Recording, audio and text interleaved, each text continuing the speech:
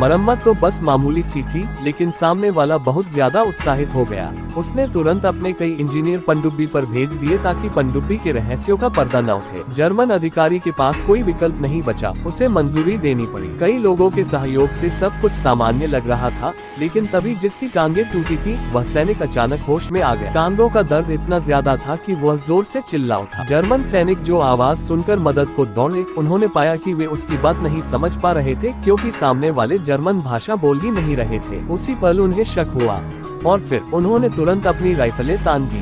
तेज लड़ाई छिड़ गई। सभी जर्मन सैनिक मारे गए, लेकिन अपनी तरफ से भी 2 लोग शहीद हो गए। मगर खतरा अभी टला नहीं था। दूसरी तरफ से दुश्मनों ने लाइट्स जला दी और पनडुब्बी पर निशाना साध लिया। उसी समय उन्होंने इंजीनियरों को भी वापस बुला लिया। अब पनडुब्बी बिल्कुल बेबस थी। तब महिला स्नाइपर ने अपनी आखिरी उम्मीद उठाई, एक खास स्नाइपर बुलेट जो तोप के गोले जितनी ताकतवर। उसने बिना समय गंवाए बुलेट बंदूक में डाली और जर्मन युद्धपोत की मुख्य तोप की नली पर निशाना साधा। सांसें थाम ली और ट्रिगर दबा दिया। जर्मन युद्धपोत पल भर में उड़ गया। जर्मन सैनिक जब तक कुछ समझ पाते तब तक पनडुब्बी को डाइव कर दिया गया, लेकिन किसी को उम्मीद नहीं थी कि जर्मन युद्धपोत पलटकर सीधा टक्कर मार देगा। पल भर में एक बड़ी दरार से समुद्री पानी अंदर भरने लगा। सब लोग जल्दी से दूसरे हिस्से में भागे, लेकिन एक मोटे आदमी का हाथ छत से लटकते लोहे में फंस गया। सब परेशान थे, लेकिन कुछ कर नहीं सके।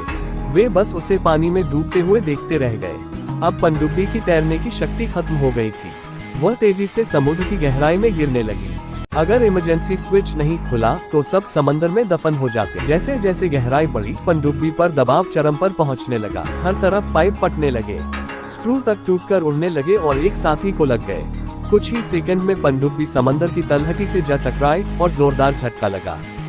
क्या ये उनकी आखिरी सांस थी या अभी कहानी बाकी है? ऐसी ही थ्रिलर कहानियों के लिए सब्सक्राइब जरूर करें।